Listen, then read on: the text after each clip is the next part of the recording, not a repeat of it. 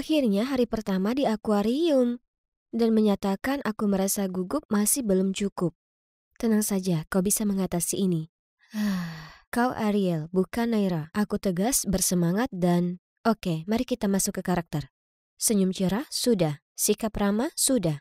Aksen bicara Ariel? Sudah. Aku putri duyung yang mempesona. Aku bahkan izinkan anak-anak kecil menempel stiker mereka di ekorku sambil kujawab banyak sekali pertanyaan tentang Atlantik dan Pangeran Eric. Pengunjung terakhir adalah gadis kecil baik hati yang memberiku sekotak alat makan yang bisa dikoleksi sebagai hadiah. Oh astaga, sisir yang sangat cantik, tapi ini tampak langka. Apa kau yakin penjagamu akan setuju dengan hal ini? Tentu saja. Kakakku selalu berkata iya padaku. Gadis kecil itu memberi tanda seseorang di kerumunan untuk datang. Dan itu, Arsen, cowok tertampan di sekolah? Naira? Oh Tuhan, peranmu sebagai Ariel sangat pas. Aku tak tahu ada sisi ini darimu. Apa yang kau bicarakan? Aku tak tahu siapa Naira ini. Merasa panik muncul di diriku, kuangkat kostum ekorku dan lari dengan dua kakiku. Saat semua anak menatap kaget. Aku tak pernah ingin mengecewakan anak-anak itu, tapi aku sangat naksir Arsen dan tak pernah aku mengira dia akan ada di sini dan melihatku seperti ini. Di sekolah aku ini pecundang, bukan siapa-siapa. Namun, ketika aku berakting, aku merasa tak terlihat. Paling tidak, aku merasa begitu sampai sisi malu dan introvertku menghalangi impianku untuk tampil.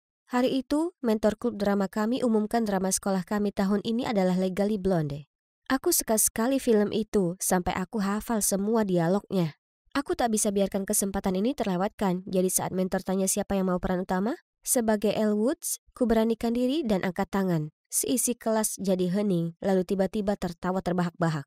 Oh, kumohon, bagaimana mungkin pecundang sepertimu perankan Elle Woods yang glamor? Parahnya lagi, mentor setuju dengannya dan mengatakan aku mungkin lebih cocok untuk peran wanita perias kuku. Lalu dia katakan peran itu sebaiknya untuk orang yang ramah dan berpengaruh, seperti Eliza. Apa? Eliza punya rentang emosi setara 1 sendok teh.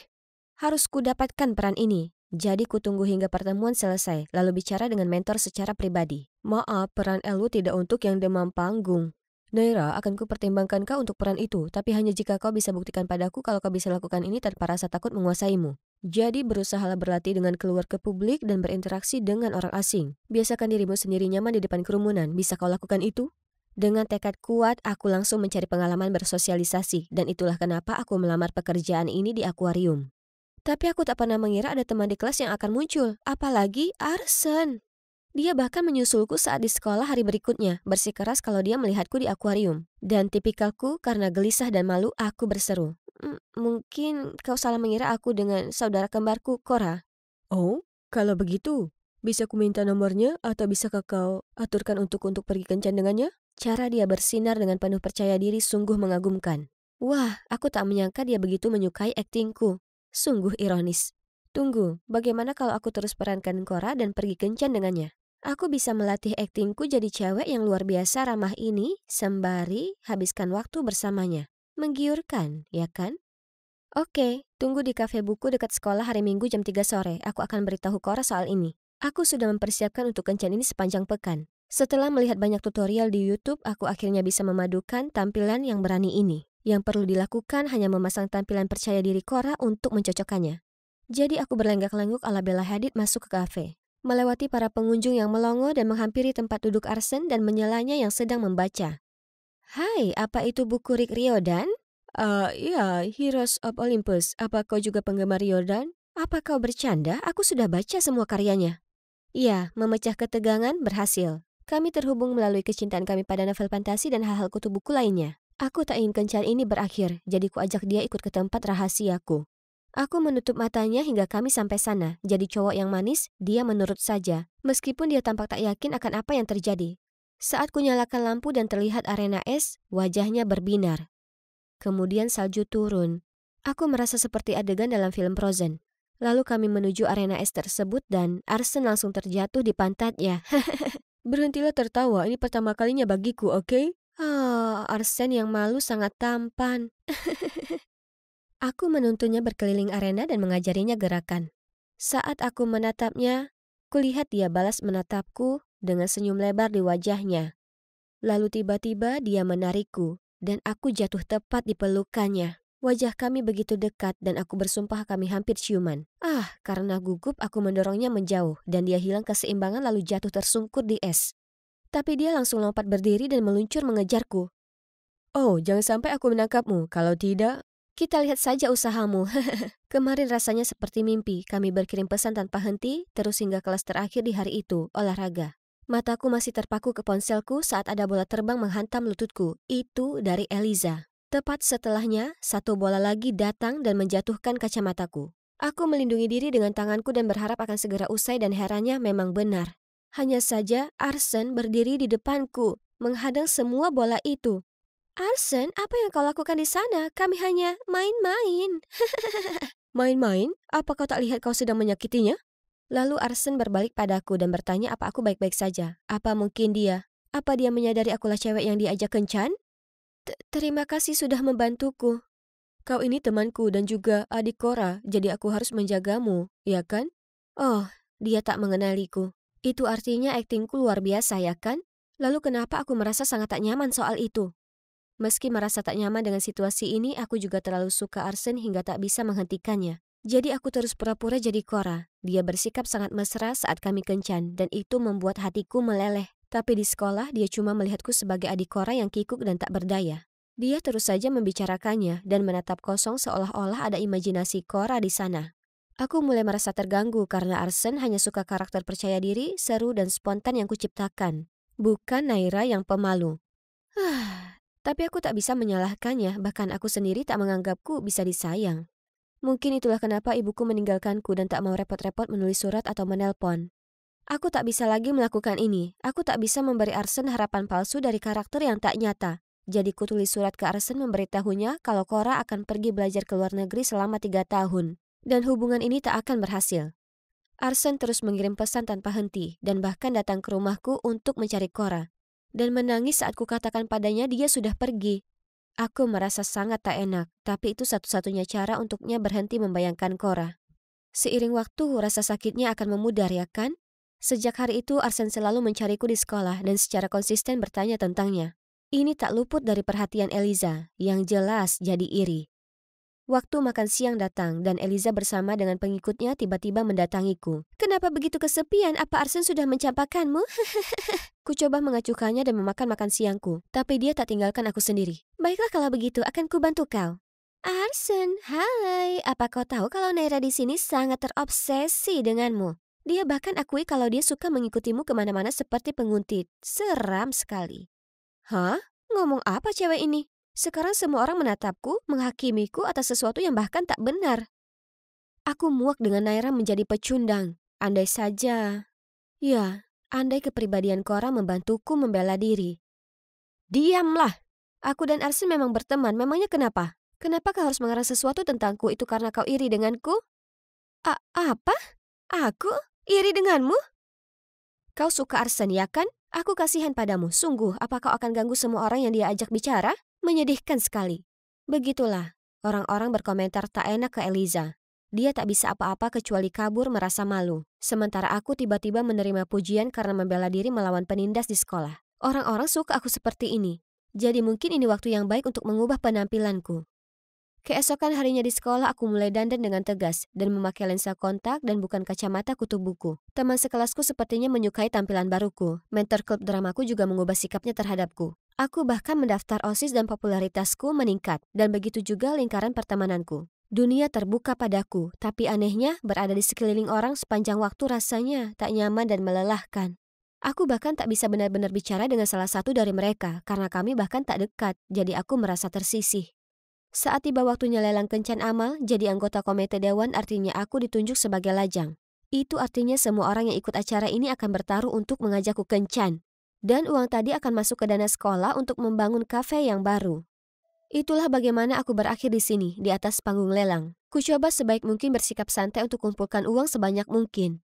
Para cowok terus menyorakiku, berusaha tunjukkan pesona mereka, dan ku coba balas menggoda dan mengedip ke mereka. Begitu lelang dimulai, kekacauan pun muncul karena orang-orang terus menaikkan nomor papan mereka. 40, 60, 80. Tiba-tiba aku tersadar bahwa aku tak ingin pergi kencan dengan salah satu dari para cowok ini. Aku tak kenal mereka. Sesaat kemudian, Arsen berteriak dari belakang. 500. 500 terhitung sekali, 2 kali, dan terjual. Arsen melompat ke atas panggung, meraih tanganku dan menarikku keluar dari sana. Dia menuntunku ke taman lalu mulai menanyakan padaku banyak sekali pertanyaan. Ada apa denganmu akhir-akhir ini? Seolah kau ini orang lain? Tidak mungkin, aku ini Naira yang sama. Katakan padaku kebenarannya, apa kau ini Cora? Kau bertukar tempat dengan adikmu untuk melindunginya, ya kan?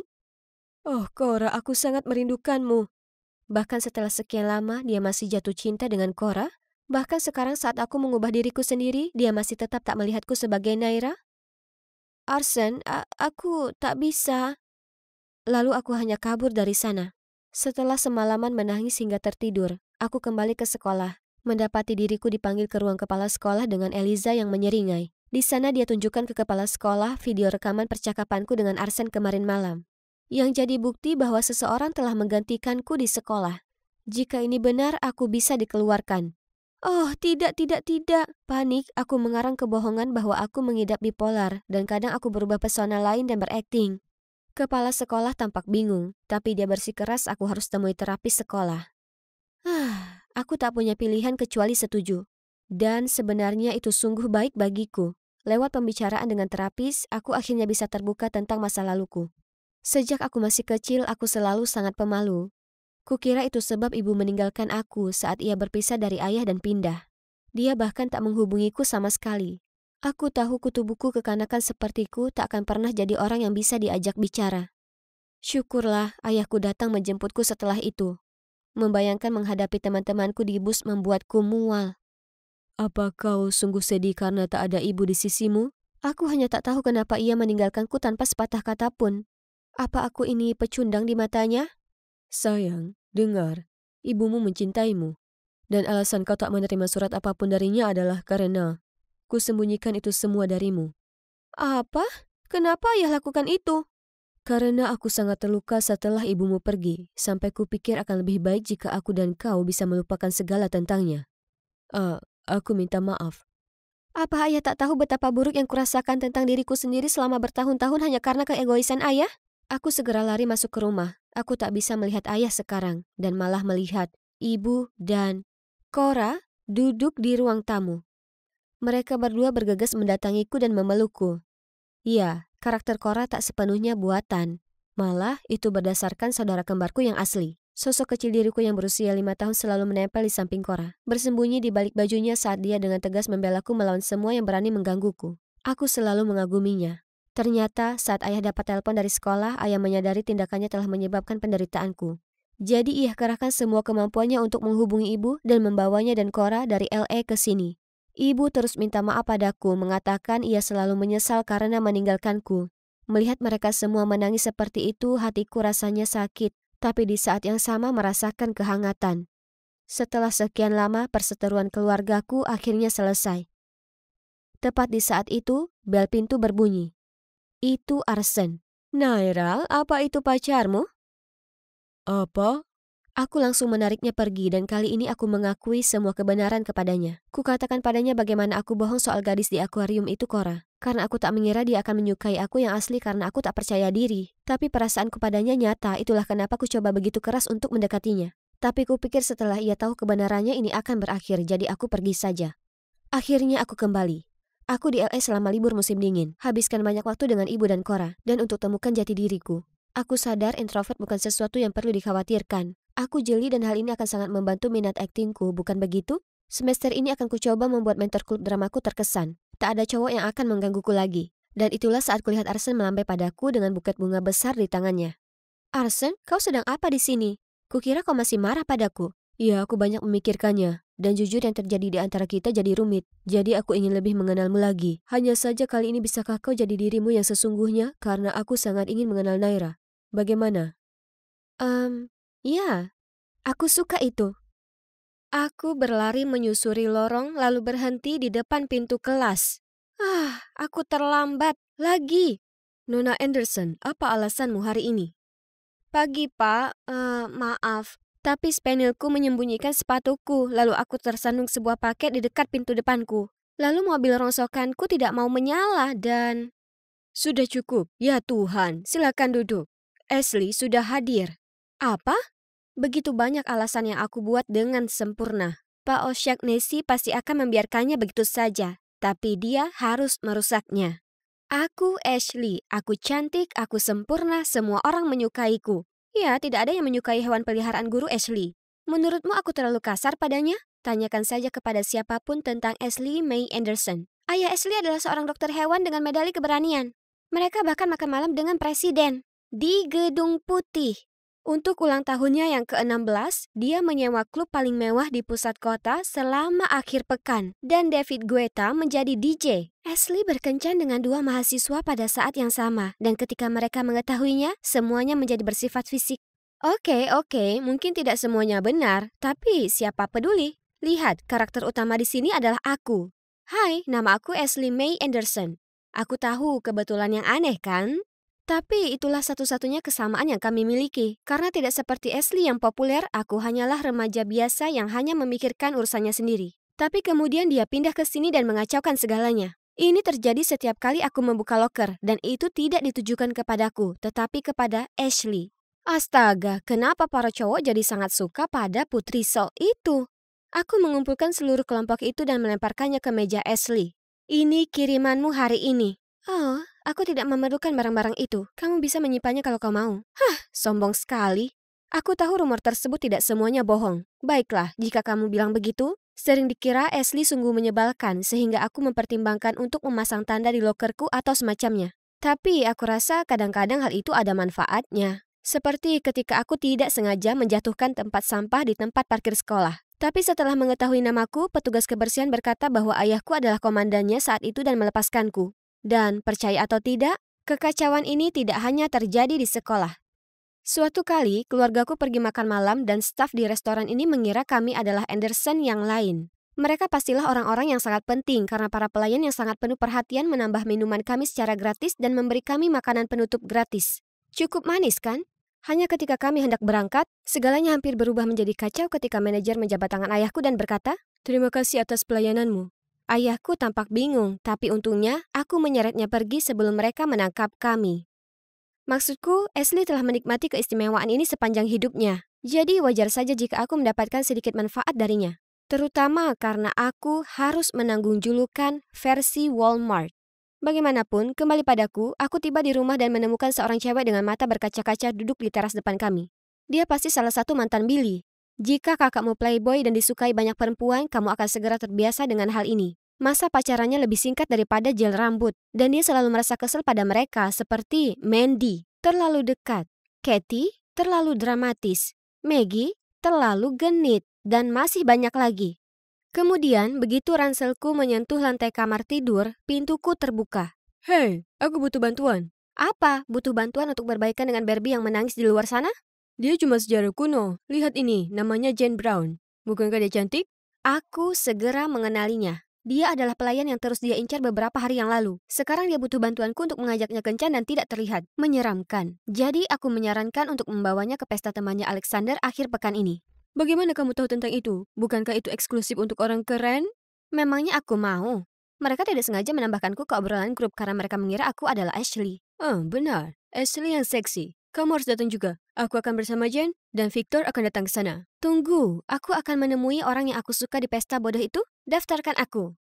Atlet, pemandu sorak, anak-anak yang suka bergaul. Tempat ini dipenuhi orang-orang seperti Billy. Abangku secara singkat memperkenalkan aku kepada pembawa acara Alexander. Sementara Madison mengikutinya berkeliling tampak malu-malu dan bermata lengket. Apa dia merasa terganggu karena yang tampaknya dipedulikan Alexander cuma apakah ada yang melihat Ashley? Aku juga harus bertemu secara resmi dengan Jane. Tapi orang yang aku cari adalah Victor.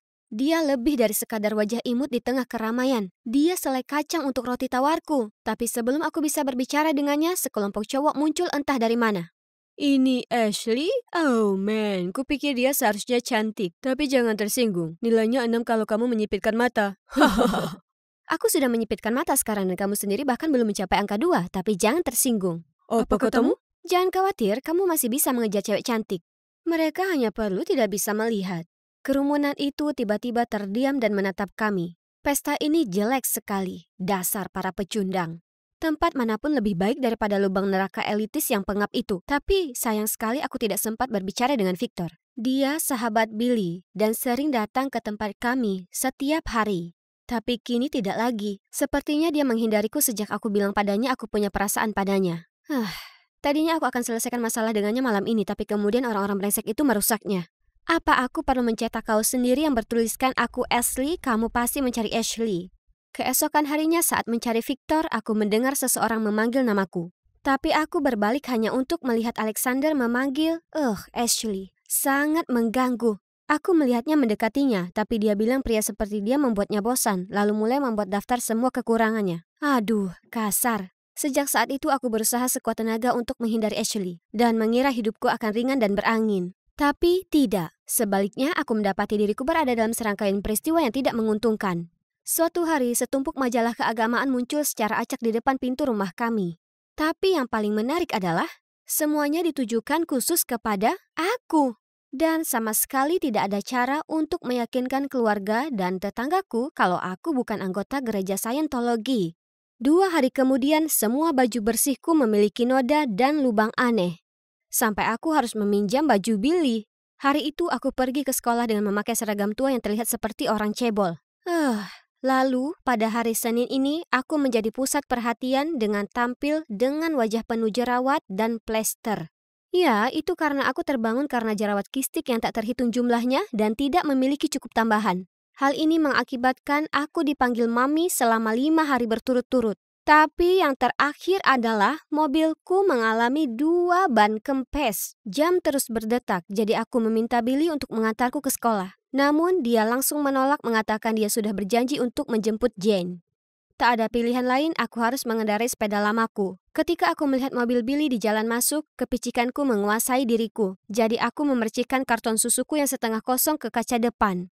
Aku OTW. Ya Tuhan, bocah nakal. Maaf sayang, kamu tidak akan percaya apa yang baru saja dilakukan adikku. Melihat reaksi Billy, sukses. Kamu mendapatkannya, nak? Keesokan harinya mobil aku diperbaiki sehingga aku berhasil sampai ke sekolah lebih awal. Sepertinya rangkaian kesialanku akhirnya berakhir. Oke, mari kita lihat siapa yang mau mengaku pada Ratu Ashley hari ini. Dari Victor? Oh tidak, kenapa dia? Aku berdiri terpaku dengan surat di tanganku. Masih memikirkan situasi ketika seorang teman datang dan menunjukkan sesuatu di teleponnya. Itu adalah videoku, bernyanyi dan menari di kamarku. Tidak seorang pun boleh melihat ini selamanya. Itu telah diunggah oleh beberapa akun sekali pakai. Tapi siapa lagi yang bisa melakukannya selain, ya Tuhan, Billy? Aku bergegas pulang dan melihat Billy dan Jen di ruang tamu. Bagaimana dia masih begitu tenang setelah melakukan itu padaku? Aku mengkonfrontasinya dan dia bahkan tidak mau menyangkalnya. Dan bahkan mengatakan bahwa itulah yang pantas aku terima karena telah merusak mobilnya. Kami berteriak dan berkelahi satu sama lain. Tapi sebelum kami berakhir dalam perkelahian, dia berhenti dan pergi ke kamarnya. Aku masih marah menatap bayangannya ketika aku melihat Jen menatapku dengan gembira.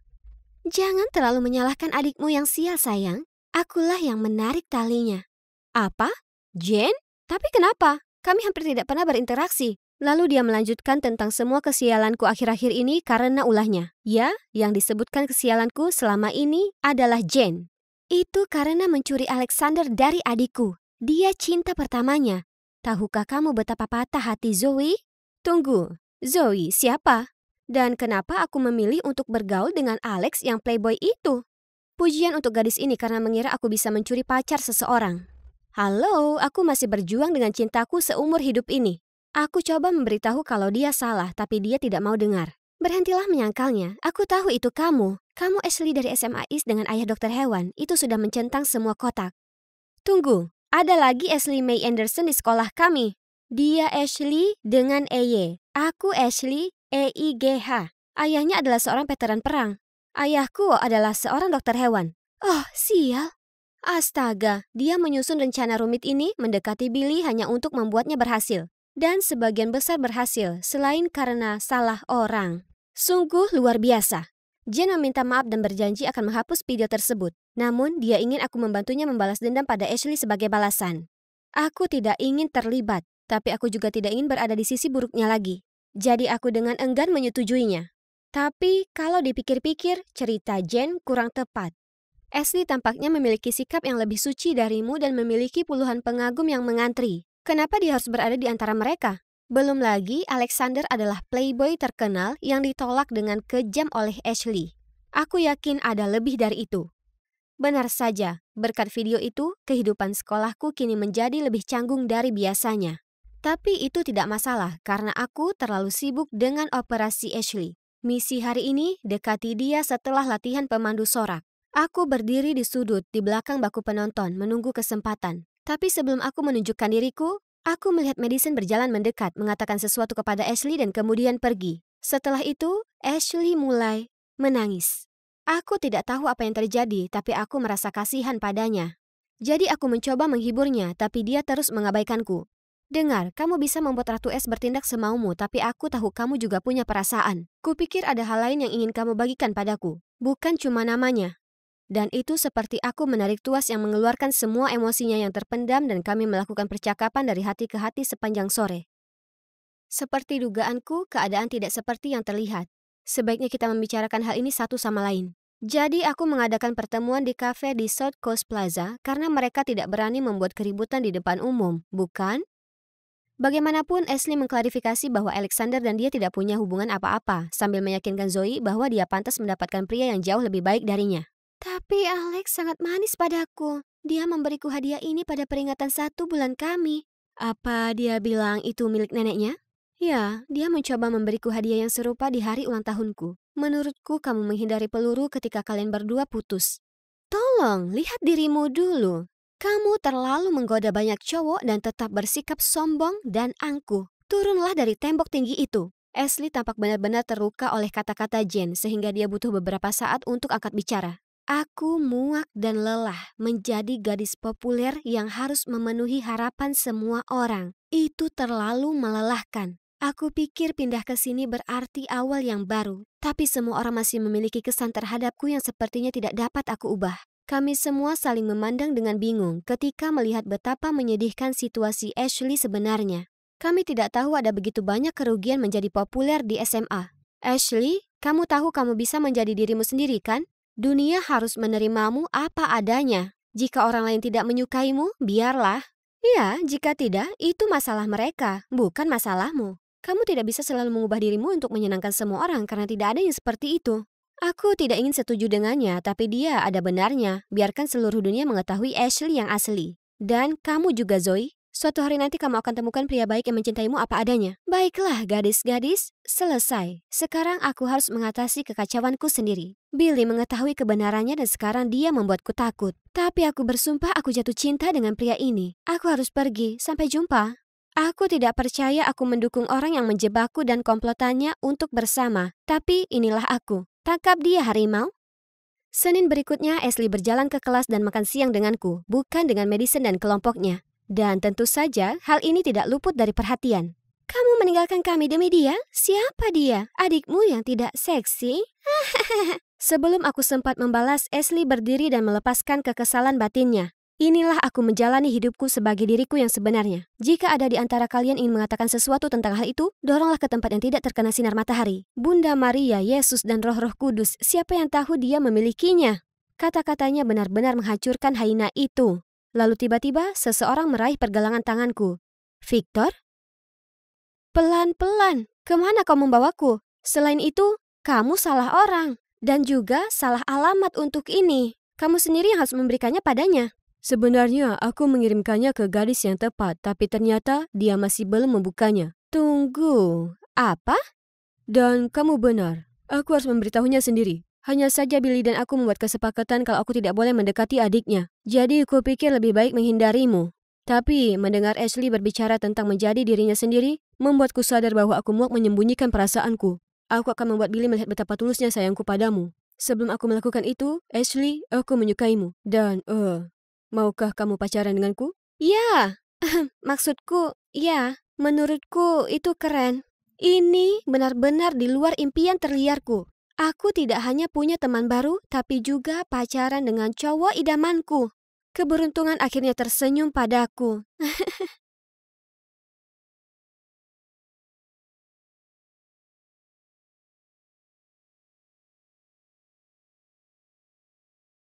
Tidak ada di sini. Di sana juga tidak. Di mana ya? Ini bukan sembarang kaos. Ini adalah milikku yang paling berharga. Ada tanda tangan Kendall Jenner, idolaku. Franny, kaosmu kotor jadi aku mencucinya. Ayo lihatlah. Oh, sial. Aku bergegas melihat kaosku yang berharga ditumpuk dengan rapi di atas cucian yang baru. Tidak. Tanda tangan itu benar-benar hilang. Nenek!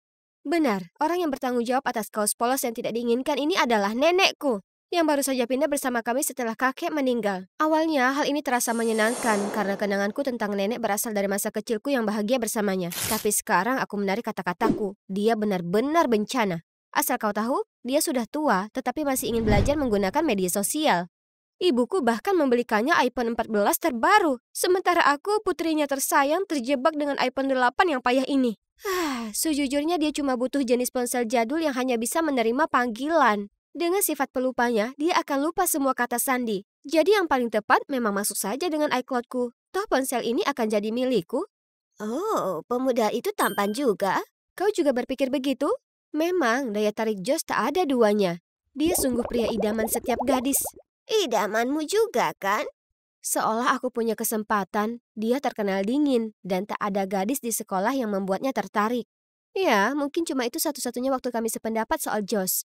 Selebihnya, kami selalu berdebat tentang segala hal, terutama caraku berpakaian. Dia bahkan tak repot-repot bertanya sebelum menjahit semua celana jeans robek favoritku. Dan kemudian meninggalkan gaun buatannya di tempat tidurku dengan catatan, gaun imut ini akan lebih cocok untukmu.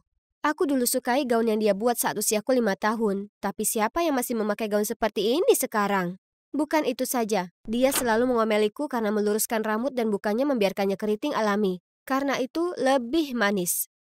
Coba tebak, sebenarnya dari dialah aku mewarisi rambut alamiku. Tapi dia tak tahu itulah alasan aku harus tumbuh dewasa dengan teman-teman yang berkata, kau sebenarnya lumayan cantik, tapi sayang sekali rambutmu begitu. Dan, kenapa rambutmu tidak lurus seperti orang tuamu? Apa kau diadopsi?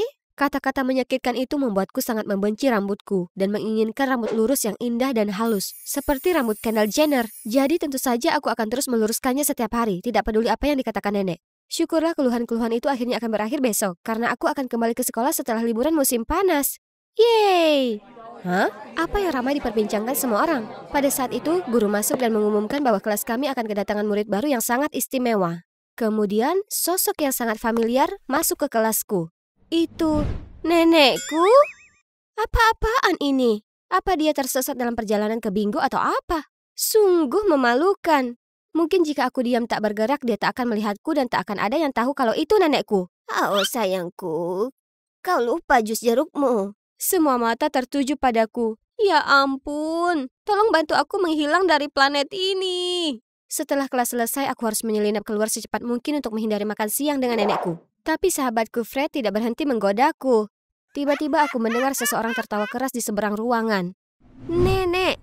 Tapi dengan siapa dia duduk? Wah, Josh punya selera yang aneh dalam memilih perempuan. Dia mengabaikan semua gadis di sekolah ini, tapi sekarang dia benar-benar terpesona oleh nenekmu.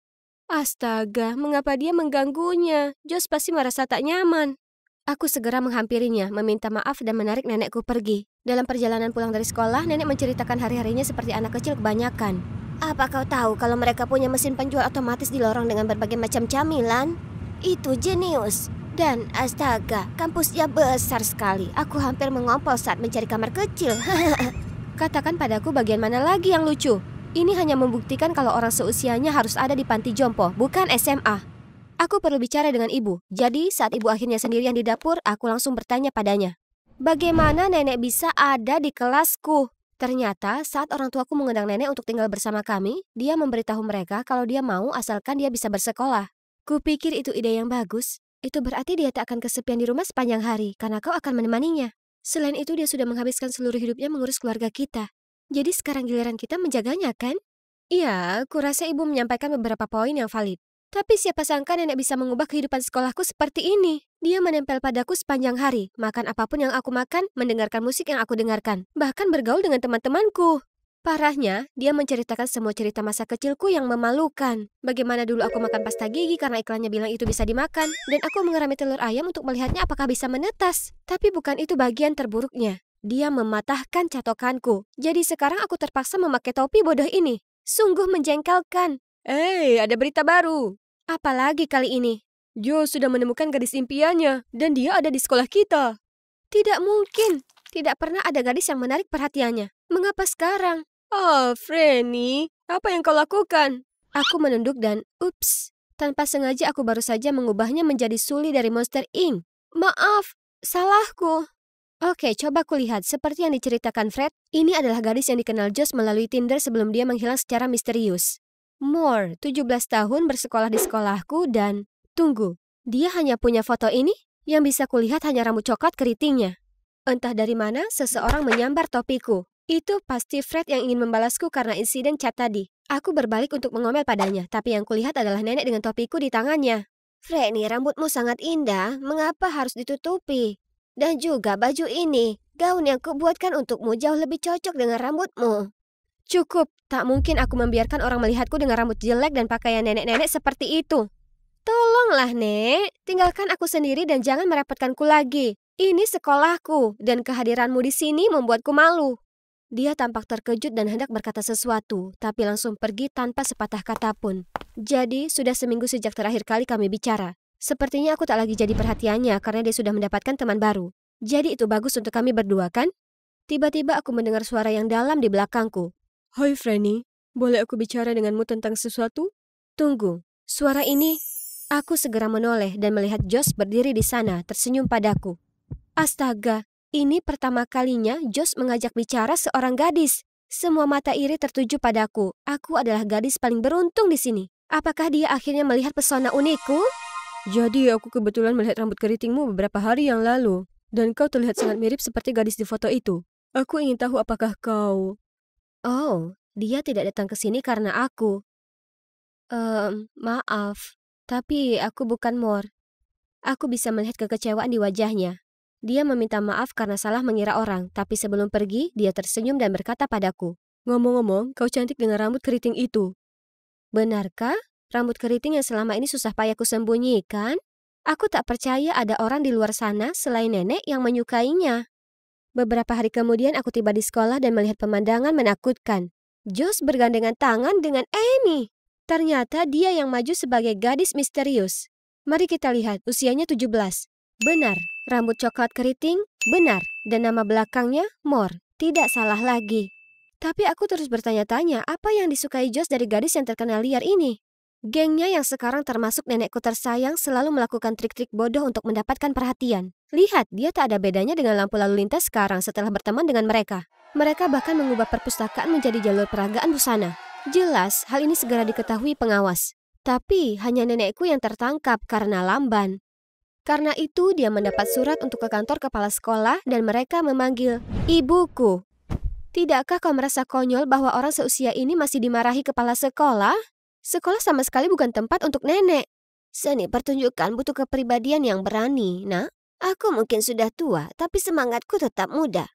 Kau tahu? Aku juga akan ikut dalam kontes Rise to Fame.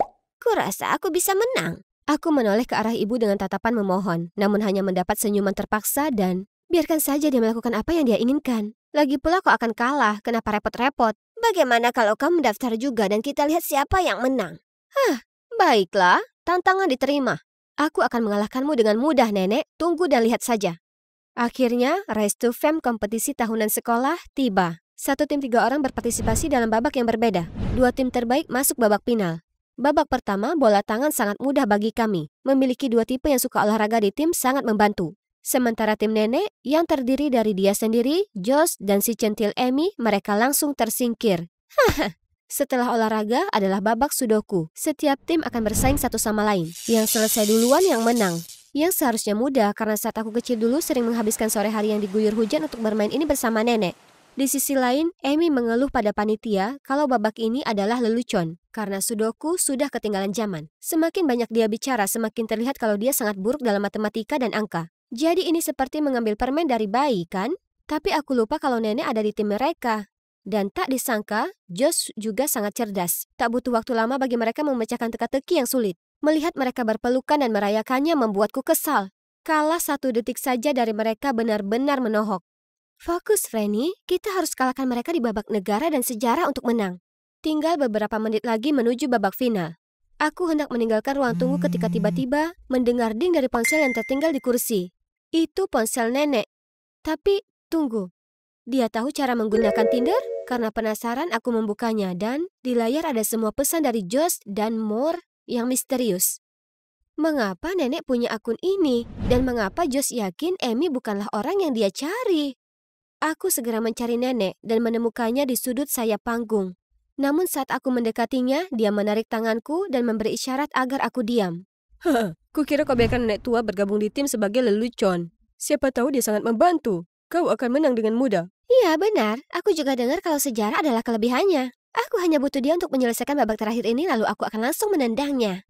Seluruh kelompok itu tertawa. Dengan gugup aku menoleh ke arah nenek, tapi dia tak menunjukkan tanda-tanda kemarahan. Jadi, apa yang akan dilakukan nenekku selanjutnya? Begitu babak final dimulai, nenek berdiri, mengambil mikrofon dan mengumumkan. Aku ingin mundur dari kompetisi ini karena aku tidak akan pernah membiarkan orang bermuka dua mengalahkanku.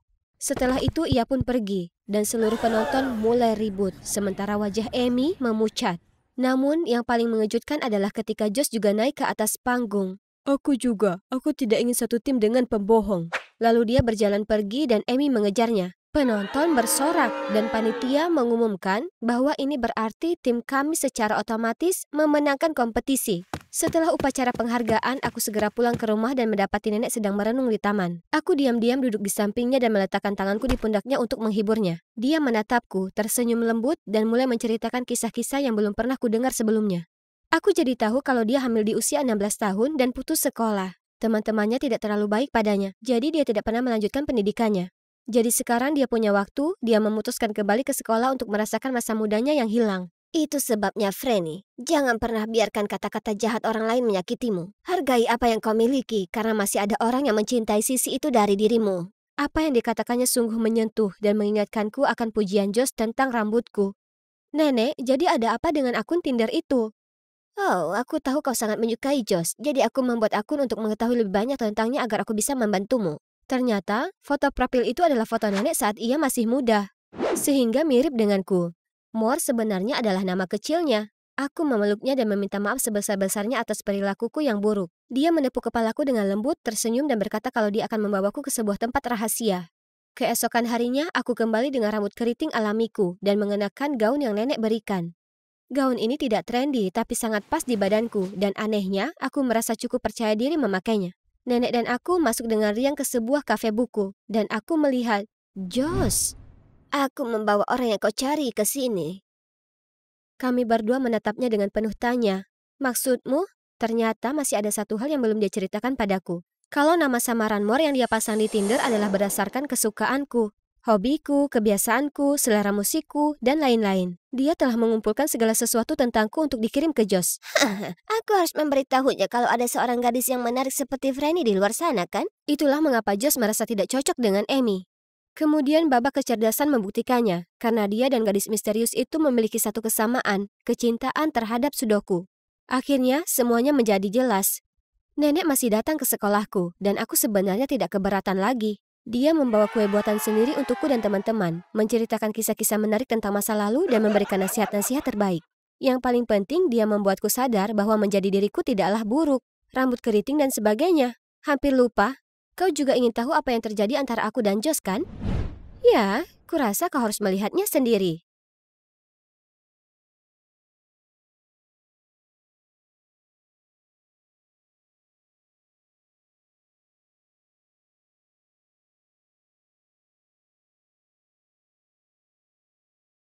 Halo Lorong, halo teman-teman sekelas. Aku Taya akhirnya kembali ke sekolah setelah 3 bulan. Ada apa? Ada apa dengan tatapan semua orang? Para cowok itu hampir terjatuh dari kursi mereka. Apa aku berubah menjadi Jenna Ortega pada liburan musim panas atau semacamnya? Oh, ternyata ada cewek baru yang berdiri di belakangku. Apakah kamu murid baru? Biarku aja kau berkeliling. Oh, teman-teman, bukankah mereka melupakan sesuatu? Pacar mereka yang sekarang? Yang mana mereka bisa pacaran semua karena aku. Pokoknya, aku Taya, alias penguntit. Penguasa segala informasi di sekolah. Cukup beri aku nama lengkap dan sebagian uang saku kalian, dan aku bisa menggali informasi orang yang kalian suka. Para idiot ini hanya membuat pacar mereka terkesan karena bakatku yang luar biasa. Dan sekarang mereka semua menyukai si Mira ini. Apa mereka tidak punya rasa malu? Berbeda denganku, begitu aku menyukai seseorang, mataku tidak akan kemana-mana. Satu-satunya pria di hatiku adalah Colin. Dia sangat manis. Dia memiliki lingkaran cahaya yang bersinar ketika dia bermain basket. Dan yang paling penting, dia sangat tampan. Tapi aku belum memberitahunya bagaimana perasaanku. Karena seperti yang bisa kalian lihat, dia tidak kekurangan penggemar. Dan sepertinya tidak ada yang membuatnya terkesan. Jadi aku masih mencoba mencari cara terbaik untuk menarik perhatiannya. Kegembiraanku sehari-hari adalah dengan diam-diam mengamatinya dari jauh. Tapi tunggu, apa yang terjadi dengan mobilnya? Ada apa dengan coretan konyol itu? Finn, si pembuat onar dan antek-anteknya berdiri di dekatnya sambil menertawakan Colinku. Para anak nakal terkenal itu entah kenapa tampaknya berhasil menyiksa Cole yang malang. Jadi sekarang kamu seorang pengacau ya, Finn? Lihat siapa yang berbicara. Oh, begitu. Kapten tim yang baru? Finn melemparkan kaleng semprotan ke arah Cole lalu pergi. Kenapa Colin tidak melakukan apapun? Mungkin dia tidak ingin menjadi orang bodoh seperti itu? Kalau begitu biarkan aku yang menangani ini. Aku tahu persis apa kelemahannya. Beberapa hari kemudian, aku diam-diam menaruh sebuah kotak kecil di loker Finn dan menyaksikan antek-anteknya dengan penuh semangat melongo melihatnya. Mereka pun pasti takjub karena lelaki besar mereka akhirnya mendapatkan waktu pengakuan cinta ya. Finn dengan sombong membuka kotak itu, tapi kemudian ketakutan dan melemparkannya ke udara. Kecoa itu melarikan diri dan merajalela melintasi lorong. Benar-benar kacau total. Dasar sekelompok pengecut. Dia akhirnya menemukan catatan yang aku lampirkan. Finn marah dan berteriak bahwa dia akan menemukan penghasutnya. Aku dapat melihat Colin keluar dari kerumunan. Andai saja dia tahu apa yang aku lakukan untuknya, dia pasti akan sangat terkesan. Tapi tidak. Finn tidak menghiraukan peringatanku dan terus mengganggu Colin. Aku tidak bisa membiarkan dia lolos begitu saja. Gremlin itu perlu belajar beberapa pelajaran serius. Finn selalu pulang larut malam sepulang sekolah untuk menyelinap ke teras dan berlatih skateboard. Jadi aku berencana untuk membuatnya terjebak di dalam lift. Dia akan terjebak di sana setidaknya 1 jam. Waktu yang cukup bagi pembuat onar itu untuk membaca surat peringatan kedua ini dan meminta maaf atas perbuatannya. Itu dia. Waktunya pergi. Aku menundukkan kepalaku dengan perlahan keluar dari lift ketika tiba-tiba Finn meraih pergelanganku dan menarikku kembali. Sampai kapan kamu akan bermain si cantik menyelamatkan pahlawannya? Bagaimana dia bisa tahu? Ternyata, anak buah Finn kebetulan melihat sekumpulan foto Colin berhiaskan hati di lokerku. Dan mereka bahkan menemukan daftar kelemahan Finn di tasku. Hanya seekor anak anjing lucu yang bisa membuatnya berteriak seperti gadis kecil? Tiba-tiba, lift berhenti. Oh tidak, aku tidak bermaksud menjebak diriku di sini seperti ini, dengan bajingan ini. Kamu yang melakukan ini ya kan? Kamu sudah keterlaluan. Begini saja, jadilah pelayanku selama sebulan dan aku akan melepaskanmu. Enak saja, menjauhlah dari Colin dan aku akan menjauhimu. Kamu tidak tahu wajah aslinya. Aku ragu kamu akan tetap menyukainya kalau kamu tahu. Bagaimanapun, aku mendengar bahwa kepala sekolah sangat ingin mendapatkan pelaku penyebar kecoa. Pilihanmu, apakah kamu ingin menghadapi kepala sekolah atau aku? Dia menangkapku. Tapi apa yang orang Finn ini ketahui tentang Colin yang tidak ku ketahui? Oke, cuma 1 bulan dan jangan berpikir menjadi bosku akan mudah. Bagus. Kalau begitu aku sudah punya pesanan pertama untukmu. Jadi, aku harus bernyanyi dan menari untuk menghiburnya sampai seseorang datang menyelamatkan kami. Pada hari-hari berikutnya, si Finn yang suka memerintah terus mengirimiku tugas bodoh dan menegurku atas segala hal. Tak dapat dipungkiri kalau orang ini adalah seorang pelukis yang berbakat. Hanya saja sayang sekali dengan kepribadiannya yang buruk.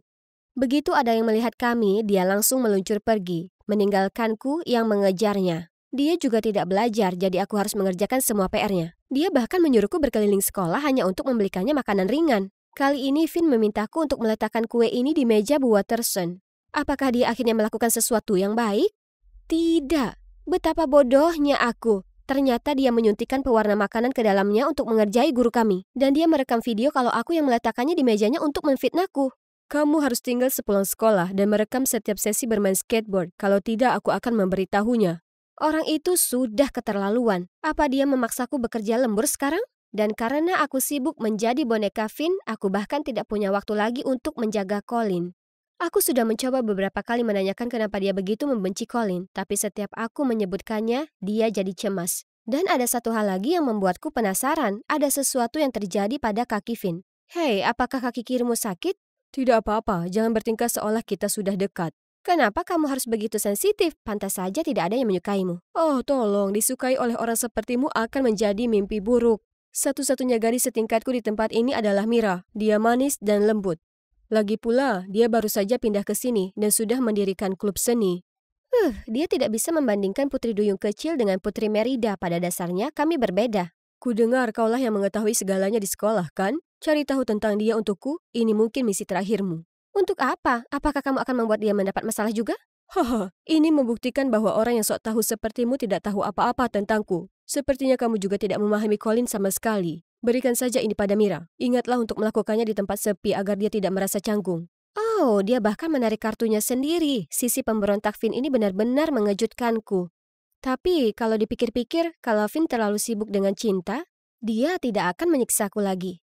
Di bawah instruksi Finn, aku pergi ke sekolah keesokan harinya untuk mencari inspirasinya. Begitu aku melihat Mira, aku langsung mengejarnya. Tapi, apakah dia sedang berbicara dengan Colin? Kenapa mereka terlihat sangat licik? Aku tidak mengerti. Kenapa kamu ingin menyembunyikan ini? Aku baru saja pindah ke sini. Aku tidak ingin para penggemarmu menggangguku. Jadi di depan orang lain, anggap saja kita orang asing. Oke? Baiklah, sampai jumpa sepulang sekolah. Aku akan menjemputmu. Oke, sampai jumpa sayang.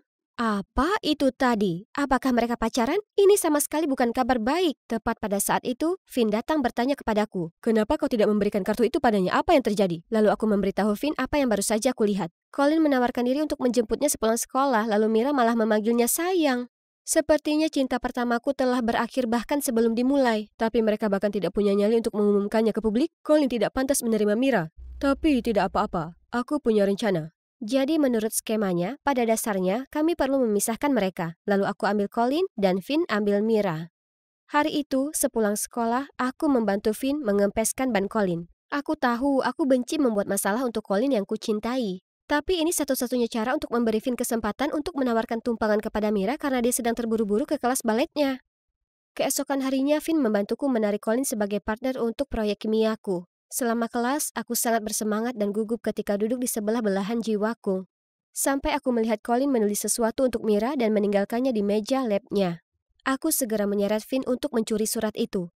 Hari ini kita harus menjemput Tommy. Dan ibu bertanya apa yang kamu inginkan untuk makan malam nanti. Apakah hubungan mereka berkembang secepat ini? Colin sudah memperkenalkan Mira kepada keluarganya? Kami tidak bisa membiarkan keduanya bertemu begitu saja, jadi kami menguntit dan mengikuti mereka ke taman kanak-kanak. Saat melihat mereka bersama seorang anak laki-laki, Finn tiba-tiba berkata tanpa berpikir. Apa? Anak laki-laki itu putra mereka? Tidak, itu hanya adik laki-laki Colin. Tommy usia 5,5. Warna favoritnya hijau, makanan favorit es krim. Pokoknya, mataku gatal melihat mereka bahagia satu sama lain. Ayo kita sabotase. Jadi, kami menculik anak itu. Oh, tidak seburuk yang kalian bayangkan. Kami hanya mengajaknya makan es krim tanpa memberitahu Colin dan Mira. Anak itu tidak terlihat cemas sama sekali. Kenapa cemas? Kamu menyelamatkanku dari dua hal membosankan itu. Jadi, Tommy, tahukah kamu kalau Mira sedang makan malam bersama keluargamu malam ini? Ya, Mira. Dia tinggal di rumah kita setiap hari. Apa? Tolong es krim coklat satu lagi, aku akan menjelaskannya.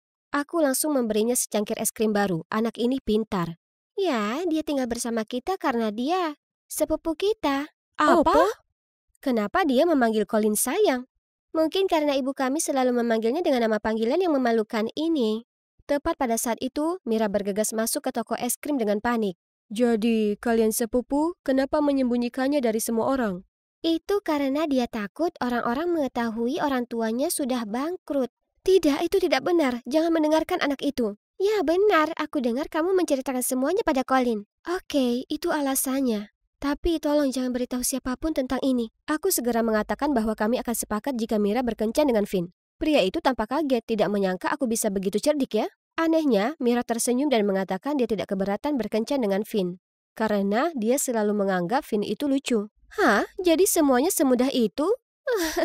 Itu artinya kehidupan pelayanku akhirnya akan berakhir di sini. Saat itulah Colin bergegas mendekat. Tommy, kenapa kamu ada di sini? Oh, aku baru saja tersesat sehingga mereka melihatku dan membelikan es krim untuk menenangkanku. Mereka tidak menculikku sama sekali. Oh, Tommy. Nah, begitulah cara Mira dan Finn kencan pertama mereka. Kesepakatan antara aku dan Finn dianggap sudah selesai, tapi kenapa aku merasa hampa, bukannya lega? Tiba-tiba sesuatu mengenai kakiku. Bukankah kamu seharusnya berkencan? Aku tahu, tapi pelayanku masih menunggu bos di sini. Ternyata kencan mereka agak aneh. Mira sepertinya tidak menyukai kelakuan Finn, dan ketergantungan Mira membuat Finn putus asa. Jadi ini pasti kencan terakhir mereka. Aku tertawa terbahak-bahak, tapi Finn segera menghentikanku. Bagaimana denganmu dan Colin? Masih belum punya nyali menyatakan perasaan? Aku mungkin berhasil melindungi belahan jiwaku, tapi entah kenapa, sepertinya ada sesuatu yang membuatku tidak bisa mengungkapkan perasaan. Finn segera mengajakku untuk melakukan makeover. Dia seorang konsultan yang sangat antusias dan tampaknya sangat berpengetahuan tentang selera Colin. Saat melihatku memakai baju baru, dia bahkan bilang aku terlihat manis. Oke, kemana perginya Finn yang kasar? Apa pendapatmu tentang aku dan Colin menjadi pasangan? Apa maksudmu? Maksudku, kamu dulu mengatakan bahwa Colin sangat jelek. Tapi sekarang kamu bersedia membantu kami. Sebenarnya dia tidak sejelek itu, dan aku melakukan ini untukmu. Kamu menyukainya kan? Iya, aku suka Colin, kan? Kenapa perasaanku terasa samar-samar? Apa yang ada di kepalaku? Keesokan harinya di sekolah, saat aku tampil di hadapan Colin dengan penampilan baruku, dia tampak terkesan. Dan tahukah kalian, dia bahkan yang mengajakku kencan. Ya. Tapi aku tidak yakin aku bisa bertahan sepanjang kencan dengan gaun ketat dan sepatu hak tinggi yang sangat merepotkan ini. Selama kencan kami, Colin bersikap manis dan perhatian seperti yang kuharapkan. Tapi anehnya, hal itu tidak membuatku tergerak sama sekali. Apa karena aku terlalu fokus menjaga keseimbangan dengan sepatu hak tinggi bodoh itu? Toya, apakah kamu ingin menjadi pacarku? Jika dia menanyakan hal ini padaku sebulan yang lalu, aku akan melompat kegirangan dan menjawab iya. Tapi saat ini, aku hanya berdiri diam. Jadi begitu. Aku sangat menyukai versimu yang ini, tapi penampilanmu sebelumnya mungkin lebih cocok. Kamu lebih nyaman dan ceria saat dekat Finn. Oh, Finn. Aku tidak sadar dia selalu ada di pikiranku sampai sekarang. Aku ingin sekali terbebas darinya, tapi sekarang hanya dia yang ada di pikiranku. Penasaran, aku bertanya kepada Colin kenapa Finn tidak menyukainya, dan akhirnya aku menemukan kebenarannya. Ternyata, mereka dulunya berteman dan pernah satu tim basket bersama. Finn adalah pemain terbaik saat itu, tapi pada suatu latihan, dia melakukan lompatan tinggi ketika Colin juga melompat untuk mendapatkan bola. Mereka bertabrakan dan Finn mengalami cedera lutut, yang mengakhiri impian bola basket profesionalnya. Colin kemudian menjadi pemain bintang, sementara Finn berubah menjadi pemberontak dan membenci Colin sejak saat itu. Masih merasa bersalah, Colin rela menanggung semua siksaan yang dilakukan Finn kepadanya. Itulah kenapa Finn selalu menyusahkanmu. Dia masih memberiku perubahan, agar sesuai dengan gayamu dan menjadi sesuatu yang dekat denganmu. Oh, itu menjelaskan kenapa kamu sepertinya sesuai tipeku. Dia mengenaliku dengan sangat baik. Tapi Taya, kamu menyukai Finn kan? Jika demikian, kamu harus pergi dan memberitahunya. Itu sangat memukulku. Mungkin selama ini aku berusaha menyangkalnya, tapi aku benar-benar merasa paling nyaman berada di dekat Finn dan aku rindu berkumpul dengannya. Tapi sepertinya dia menyukai seseorang yang lembut dan girly seperti Mira. Sepertinya kamu harus mencari tahu sendiri. Jadi aku mengumpulkan seluruh keberanianku dan datang ke taman skate untuk mencari Finn. Dia melihatku dari jauh. Hei, bagaimana kencanmu? Kamu lihat, aku tidak menyangka kamu akan kembali secepat ini. Aku tahu tentang rahasia antara kamu dan Colin dan bagaimana kamu kehilangan kesempatan menjadi pemain bola basket profesional. Jika sahabatku membencinya, aku juga membencinya. Sebenarnya aku tidak membencinya, aku hanya benci betapa tidak bergunanya diriku. Jangan membicarakan dirimu seperti itu, kamu tahu kalau kamu sangat berbakat kan? Kamu itu cowok pertama yang aku temui yang bisa bermain skating, melukis, dan juga tampan pada saat yang sama. Jadi lebih percaya diri ya? Kau tahu belum pernah ada orang yang melihat hal-hal baik seperti itu dalam diriku sebelumnya. Tapi ini tidak masalah karena kamu menyukai Colin. Aku memang menyukai Colin, tapi kami menyadari bahwa kami sebenarnya bukan pasangan yang cocok. Setelah keheningan yang canggung, kami berdua mengangkat suara kami secara bersamaan. Sepertinya, kamu tahu? Kamu duluan.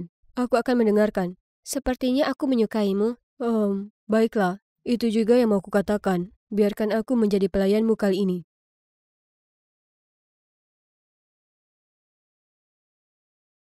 Langit biru, awan putih, pasir keemasan. Hari yang sempurna untuk berjemur di pantai Hawaii yang mewah dilayani oleh Kirby, musuh bebuyutanku. Bocah nakal yang selalu menggodaku tentang pakaian lama dan rambutku yang berantakan. Yang tidak dia tahu kalau aku diam-diam seorang jutawan. Kembali ke dunia nyata, Clarin. Berkhayal sepanjang hari tak akan membuatmu kenyang. Selesaikan tugasmu dan pulanglah. Ya Mary, siapa yang tidak mau jadi kaya? Sayangnya sebagian dari kita hanya bisa memimpikannya. Kalau kamu mau jadi Cinderella, carilah seorang pangeran. Bukan Danny, dia sama miskinnya dengan kita. Jangan meremehkan Danny-ku. Aku jatuh cinta padanya karena suatu alasan. Hanya saja sepertinya dia belum sadar kalau kami ditakdirkan untuk satu sama lain. Tapi Mary benar, makan malamku tidak akan matang dengan sendirinya. Mari kita lihat apa yang bisa kita beli malam ini. Ayahku meninggalkan kami saat aku berusia 4 tahun dan sejak saat itu ibu bekerja keras untuk menafkahi kami. Jadi aku juga harus bekerja untuk menabung demi cita-citaku masuk sekolah hukum. Tiba-tiba, bahan makanan mulai berjatuhan di atas kepalaku. Botol-botol terjatuh dari rak dan pecah berkeping-keping di dekat kakiku. Ah, apa ini gempa bumi? Aku membungkuk dan berdoa sampai ini berhenti. Syukurlah tidak ada yang terluka, tapi ya ampun ini benar-benar membuat kekacauan. Warren, sang pemilik toko tampak bingung, tempat ini adalah satu-satunya yang ia punya. Aku membantunya membersihkan dan meletakkan barang-barang yang tidak rusak kembali ke rak. Sebelum kamu pergi, tolong terima ini sebagai tanda terima kasihku. Kuharap ini membawa keberuntungan. Tiket lotre, aku tidak tahu cara memainkannya. Akan kutunjukkan, ini sederhana. Setiap tiket memiliki serangkaian nomor unik. Tinggal periksa hasilnya di TV malam ini dan lihat apakah nomornya cocok. Mari kita lihat. Nomormu adalah 15, 26, 14, 48, 07, 23. Hei, itu nomor-nomor keberuntungan yang ada di pikiranku sepanjang hari. Aku mau tiket itu. Kirby, berhentilah mencampuri urusanku. Bisa tidak? Maaf, Nona, itu tiket terakhir hari ini dan sudah kuberikan pada Clarin. Kalau gitu aku beli, ini $2, berikan padaku. Mimpi saja. Aku sebenarnya tidak peduli dengan tiket ini, tapi aku tidak akan membiarkannya mendapatkan apa yang dia mau. Dan pastinya dia tidak akan meninggalkanku begitu saja. Bagaimana kalau $10? Itu sangat berharga untuk orang sepertimu. Tidak, terima kasih. Aku lebih suka memenangkan jutaan dolar dan menjadikanmu pelayanku. Lihat, kamu tidak akan pernah mendapatkan apapun dariku. Baik tiket ini atau Denny, menyerahlah. Baiklah, aku boleh melewatkan tiket bodoh ini, tapi Denny tidak akan pernah. Mengapa kita selalu bertengkar, kalian bertanya? Ya, kami berdua bersaing untuk mendapatkan hati Denny. Pemain tenis luar biasa dan Adonis yang misterius. Sebenarnya kupikir aku lebih beruntung karena kami bekerja paruh waktu di restoran yang sama. Tapi tidak, Denny benar-benar orang yang dingin. Aku sudah mencoba berkali-kali, tapi setiap kali dia hanya memberi ucapan terima kasih tanpa perasaan dan itu saja. Andai saja aku bisa membangun lapangan tenis untuknya, mungkin dia akan mengubah sikapnya. Tapi itu mustahil bagi gadis miskin sepertiku, kecuali aku entah bagaimana memenangkan hadiah besar. Angka keberuntungan hari ini adalah 48, 07, 15. Haruskah ku tambahkan memenangkan lotre ke daftar khayalanku? 26, 14. Apa cuma aku atau angka-angka itu terdengar familiar? Tidak mungkin, itu tidak mungkin. Dan mega bolanya adalah 23. Sekarang jika tiket Anda memiliki ke-6 angka tersebut, Anda memenangkan lebih dari $20 juta. Mainkan terus. Sepertinya aku baru saja menjadi jutawan. Tuhan telah menjawab doaku. Apa? Kirby juga ada di sini? Tiketnya benar-benar kena. Aku buru-buru ke sana untuk mengais-ngais sampah dan... ini dia. Itu punyaku. Ngaku-ngaku. Ayo tanya Warren siapa pemilik tiket ini. Cerdas, lalu memberikan sepertiga hadiahnya? Apa kamu benar-benar mengira dia tak minta bagian? Benar juga. Oke, lepaskan dan aku akan memberimu bagian 30%. Pembagian yang bagus, tapi 30% itu pas untukmu. Aku akan mengambil 70% dan Denny. Oh, begitu caramu ingin bermain? Baiklah, bagaimana kalau siapapun yang memenangkan hati Denny mendapatkan 70%? Sepakat. Jadi kami sepakat untuk menyembunyikan tiket lotre di dalam peti dengan 2 kunci. Masing-masing dari kami menyimpan 1 kunci. Lalu kami menguburnya di semak-semak sekolah. Sepertinya perlombaan rahasia di antara kami dimulai sekarang. Kirby tidak membuang waktu dan membawakan Denny makan siang paling meriah. Tapi Denny tetap bersikap dingin dan nyaris tak mengenalinya. Sepertinya aku butuh pendekatan yang lebih halus. Jadi aku minta Mary mengatur permainan membentuk tim di antara staf restoran. Dan kami semua harus menjawab pertanyaan yang sama untuk memahami satu sama lain. Oh lihat, dia suka menonton Star Trek, mendengarkan Sam Smith dan membaca Harry Potter, sama sepertiku. Oh Denny, sudah kubilang kita ditakdirkan untuk menjadi pasangan. Pertanyaan berikutnya, apa kunci untuk mempertahankan hubungan jangka panjang? Di sana jawaban pertama kita. Perasaan? Ayolah Denny, bersikaplah realistis. Apa gunanya perasaan kalau kamu bahkan tidak mampu pergi berkencan? Orang miskin juga bisa bahagia dalam cinta, tapi kurasa orang yang pragmatis sepertimu tidak bisa. Tidak, dia salah paham dengan maksudku. Setelah itu, dia benar-benar mengabaikanku. Lebih buruknya, si aneh Kirby tidak pernah meninggalkannya sendirian. Dia bahkan mengajak seluruh tim pemandu sorak untuk melakukan rutinitas konyol ini saat dia bermain. Siapa yang bersorak di lapangan tenis? Dia bertindak besar-besaran, jadi aku harus meningkatkan permainanku. Saatnya menghabiskan tabungan kuliahku. Aku menghabiskan waktu seharian di mall untuk membelikannya hadiah dan merubah penampilanku. Ini adalah pertama kalinya dalam hidupku menghabiskan uang hasil jerih payahku tanpa mempertimbangkan harganya. Rasanya sangat menyenangkan, tapi di saat yang sama agak buruk. Tapi aku bisa menebusnya dengan uang lotre begitu aku mendapatkan hati Denny.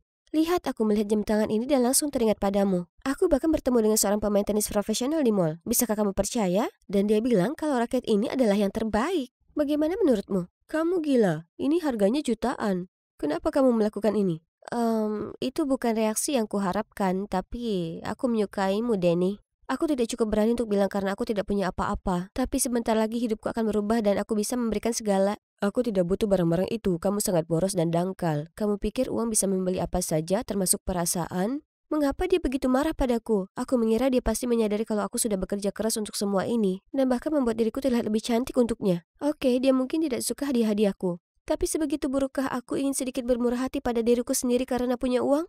Keadaan semakin memburuk saat aku tiba di tempat kerja dan melihat Kirby memesan seluruh restoran agar Denny dapat beristirahat dan menikmati makan malam bersamanya. Baiklah, kamu menang, Kirby. Aku menyerah. Tidak ada. Pada dasarnya tidak ada yang berjalan sesuai keinginanku, keberuntunganku, uangku, priaku. Sekarang aku rela dengan hanya 30% yang Tuhan berikan padaku. Aku berhenti mengejar siapapun. Hanya teman-teman kucing liar yang mengerti aku. Muffin, brownies, Oreo. Tunggu, di mana cupcake? Sedang mencarinya? Lepaskan dia. Gadis boros dan dangkal ini harus memastikan dia tidak kelaparan. Jadi kamu yang memberi makan mereka setiap hari. Kenapa kamu peduli? Kembali saja ke kencanmu dengan Kirby. Aku hanya materialis yang berpikir uang bisa menyelesaikan segalanya. Aku minta maaf atas sikapku tadi. Itu karena di rumah aku dikelilingi oleh orang-orang yang hanya memikirkan uang. Jadi aku benci cara hidup seperti itu. Kenapa kamu bicara seolah-olah kamu berasal dari keluarga kaya? Ya semacam itu. Orang tuaku adalah presiden Sunland Corp. Apa? Perusahaan furniture terbesar di kota ini? Tak bisa dipercaya. Jadi kenapa kamu bekerja paruh waktu di restoran? Aku ingin mencari uang sendiri. Hidup mandiri lebih cocok untukku. Kamu sangat konyol. Mengapa harus berjuang jika tidak perlu? Kalau aku jadi kamu, hidupku akan sangat berbeda. Aku akan memastikan bahwa ibuku tidak perlu bekerja sepanjang waktu untuk memenuhi kebutuhan hidup. Aku bahkan bisa masuk ke sekolah hukum mahal manapun yang aku mau dan merawat semua kucing dan anjing liar yang kutemui. Anehnya, kali ini Denny tidak menatapku dengan mata bosan seperti sebelumnya. Malah, dia mendengarkan dengan sabar dan memberiku senyuman termanis yang pernah kulihat. Tapi, bukan cinta. Itu satu hal yang tak bisa dibeli dengan uang. Bagaimana dengan Kirby? Apa ada sikapnya yang membuatmu terkesan? Aku lebih suka kucing-kucingnya. Percakapan kami telah memastikan bahwa masih ada kesempatan untukku. Satu-satunya keunggulan Kirby di atasku adalah uang. Tapi Denny tidak peduli tentang itu. Apakah itu murid baru? Sepertinya Denny baru saja menemukan lawan yang sepadan. Dia Finn. Lihat caranya tersenyum setiap kali lawannya berhasil mengejar poin. Tunggu, apakah kamu baru saja menyebut Denny sebagai lawan seseorang? Ada yang punya gebetan baru. Siapa? Jangan bicara omong kosong. Saat itu juga sebuah bola meluncur ke arah kami. Dan astaga, Finn menangkapnya hanya beberapa inci dari wajah Kirby. Kamu tidak apa-apa? Dia baik-baik saja, wajahnya selalu memerah. Tidak ada hubungannya dengan bola. Kirby sangat malu sampai-sampai dia lari. Sepertinya perlombaan kami berubah arah. Namun yang mengejutkan, Finn menoleh padaku dan meminta nomorku. Hah? Apakah pesonaku begitu bersinar? Semua orang tahu aku menyukai Denny, tapi dia sangat misterius. Mungkin aku bisa menggunakan Finn sebagai kartu terakhir untuk membuat Denny cemburu dan memancing Kirby untuk menyerah. Betapa jeniusnya aku. Kemudian selama beberapa hari berikutnya, setiap kali Denny berada di dekatku, aku menggoda Finn dan memastikan Kirby melihat kami. Suatu hari aku membuat alasan untuk meminjam ponsel Finn lalu diam-diam menggunakannya untuk mengirim pesan pada Denny, untuk membangkitkan rasa cemburunya. Kalau kamu tidak menyukai Killerin, biarkan aku bermain dengan gadis lugu itu sebentar. Dan Kirby juga perlu dorongan untuk mengakui perasaannya juga, kan? Sebenarnya aku menyukaimu. Melihat ke dalam matamu, aku tahu kamu juga memiliki perasaan untukku. Jadi, dan akhirnya aku mengatur kencan untuk mereka di lapangan tenis malam ini pukul 8. Kalau Denny tidak ingin aku terluka dan Kirby tidak ingin melewatkan cinta sejatinya, mereka akan datang. Lalu aku menutupi jejakku, memblokir nomor mereka berdua dan mengembalikan ponselnya. Terima kasih banyak. Apa kamu kosong malam ini? Datanglah ke lapangan tenis. Ada hal penting yang ingin kukatakan padamu. Ya Tuhan, Finn terlihat seperti baru saja memenangkan Wimbledon. Malam itu Finn datang lebih awal dan sangat bersemangat. Mari kita lihat siapa yang akan membuka tirai. Itu Kirby. Finn, kamu membuatku luluh. Tapi mengakui perasaanku berarti aku kehilangan kesepakatan dengan Clarion, jadi... Apa maksudmu? Kesepakatan apa? Tidak, jangan salah paham. Sebenarnya kami memenangkan lotre dan membuat kesepakatan untuk membaginya. Lagi pula, aku bodoh. Uang tidak bisa dibandingkan denganmu. Lotre? Kalian berdua membaginya? Mengapa dia menyebutkan uang segala? Saat tepat situasi semakin rumit, tiba-tiba Denny muncul. Brengsek, sekarang kamu mendua? Denny, kenapa kamu di sini? Dia cuma mempermainkanmu. Si brengsek ini mendekati kalian berdua. Jangan biarkan dia menipumu. Aku kira Finn pria baik, ditambah aku sudah mengatakan perasaanku padamu, tapi kamu sepertinya tidak pernah balas menyukaiku. Jadi, Finn bilang dia menyukaiku. Corinne, aku menyukaimu lebih dari yang kamu tahu. Tidak lihat? Aku sudah memberikan banyak petunjuk. Aku selalu mencari alasan untuk pulang bersamamu. Aku sudah bilang padamu bahwa perasaan adalah hal yang paling penting bagiku. Seperti perasaanku padamu. Benarkah? Idiot, bagaimana aku bisa menangkap petunjuk itu? Jadi, si pelamun ini tidak hanya berhayal, ternyata rencanaku benar-benar berhasil. Kirby, itu benar, aku memang menyukaimu, tapi aku pikir kamu di luar jangkauanku, jadi aku hanya ingin meminta bantuan Clarin. Oh, bagus sekali. Kirby dengan senyum lebar kemudian mengakui kalau aku menang, lalu dia menarik Finn pergi. Sepertinya kemenangan terbesarku adalah berhasil menjodohkan dua pasangan. Keesokan paginya, Kirby dan aku membuka kotak untuk mengambil tiket. Dan betapa terkejutnya kami saat Finn muncul dan merampasnya. Sementara kami masih mencerna apa yang sedang terjadi, dia melarikan diri dengan uang jutaan kami. Tapi kemudian sebuah bayangan membuatnya terjatuh ke tanah. Danny? Aku melihatnya mengikuti kalian berdua dan aku tahu dia merencanakan hal yang mencurigakan. Lalu Finn mengaku kalau dia pindah sekolah dan mendekatiku untuk mendapatkan tiket lotre atas perintah ayahnya. Yang tak lain adalah Warren. Dia tahu itu adalah tiket pemenang hadiah besar, jadi dia mengatur rencana untuk mencurinya dariku. Maafkan aku, ayahku adalah pecandu judi yang membuatnya terlilit hutang dan hanya tiket ini yang bisa menyelamatkannya. Finn, aku percaya dia bukan orang jahat. Tiket ini awalnya dari Warren, jadi kami berdua sepakat memberinya sebagian untuk melunasi hutangnya. Finn terharu dan menyerahkan tiket itu kembali kepada kami. Setelah mengetahui, Warren berterima kasih dan menawarkan mengantar kami untuk mengklaim hadiah. Dia bahkan dengan hati-hati memintaku untuk memeriksa lagi apakah tiketnya ada di dompet. Tapi di tengah perjalanan, mobil tiba-tiba mogok, jadi kami berempat keluar dan mendorongnya. Namun saat kami mulai mendorong, tiba-tiba Warren melesat pergi, membuat kami semua terdiam kaget. Di mana dompetmu, Clarin? Aku meninggalkannya di mobil. Warren si ular rakus melakukan ini dengan sengaja untuk membawa kabur tiketnya. Sekarang gimana? Jalan kaki pulang ke rumah? Atau jalan mengejarnya? Tenang, Danny sudah punya rencana cadangan. Ini adalah tiket yang asli, nikmati saja pemandangan saat ini. Taksi akan datang menjemput kita. Sebenarnya saat Warren menawarkan untuk mengantarkan kita sampai ke sana, aku merasa ada yang tidak beres. Jadi aku menukar tiketnya. Oh, ayahku sudah kelewatan kali ini. Dia harus berhenti berjudi dan bekerja keras untuk melunasi hutang-hutangnya. Akhirnya kami mendapatkan hadiah uang tunai. Namun kami berempat memutuskan untuk tidak membaginya lagi. Sebaliknya, kami membangun tempat penampungan untuk hewan liar bersama. Tak disangka, proyek kami segera menjangkau banyak dermawan. Dan sekarang pendanaan kami telah diperluas di seluruh AS. Sejak saat itu, Kirby tidak lagi menjengkelkan. Sekarang dia bahkan ingin menjadi dokter hewan. Dan aku akan terus berusaha untuk masuk ke sekolah hukum impianku. Kerja kerasku benar-benar terbayar karena mereka baru saja mengirimkan surat penerimaan padaku. Mungkin aku tidak jadi kaya, tapi sejujurnya itu tidak masalah karena aku sudah sangat bahagia.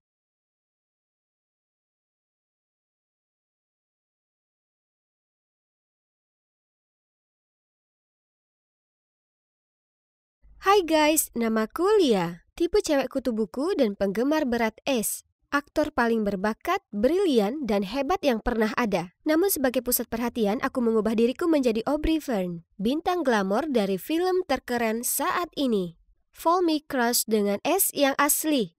Bagaimana mungkin? Ya, aku sangat beruntung. Hari itu, aku sedang berjalan dari kampus saat tiba-tiba aku merasa seseorang mengikutiku.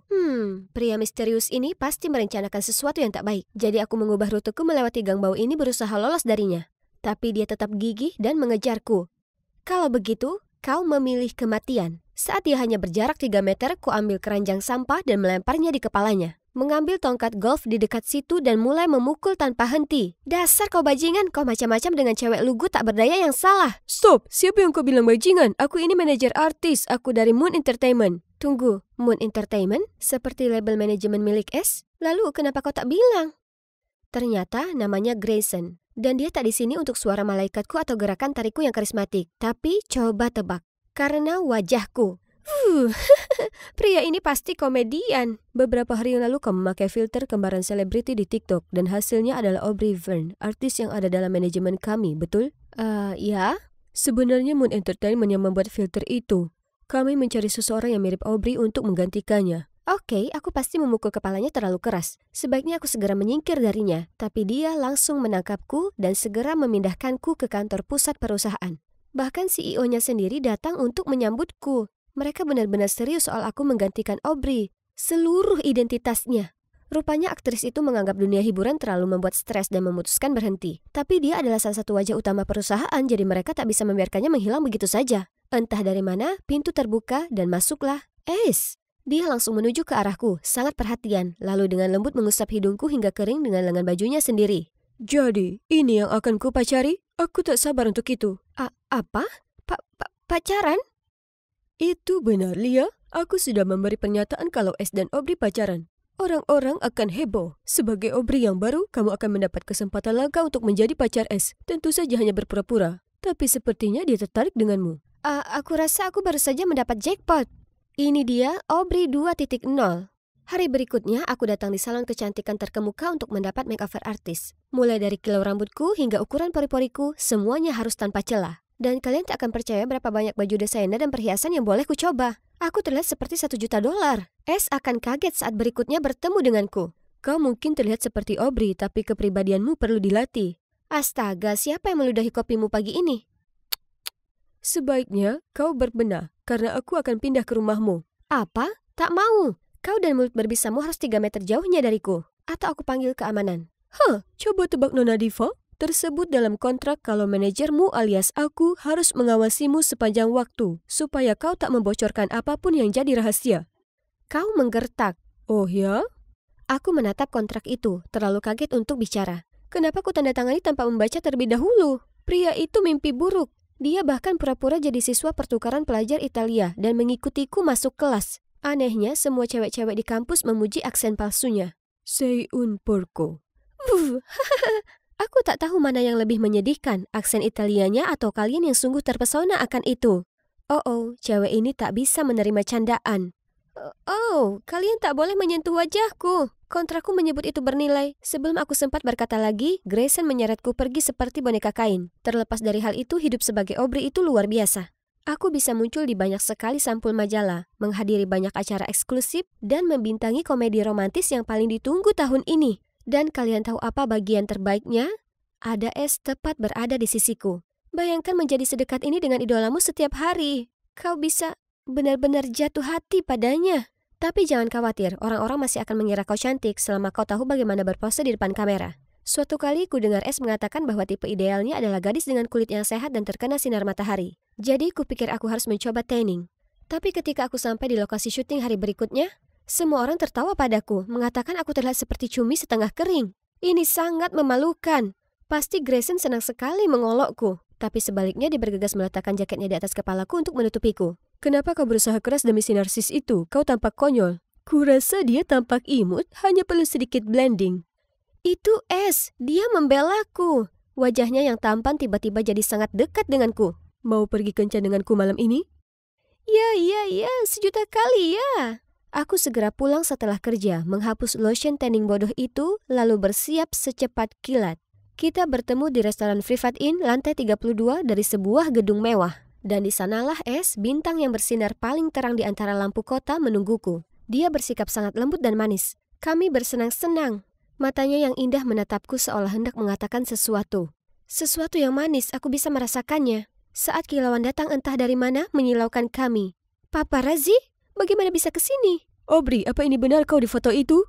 Ace, bagaimana rasanya diselingkuhi? Mereka membicarakan apa? Kemudian ada tangan kuat yang tiba-tiba mencengkeram pinggangku dan menarikku keluar dari kerumunan ramai.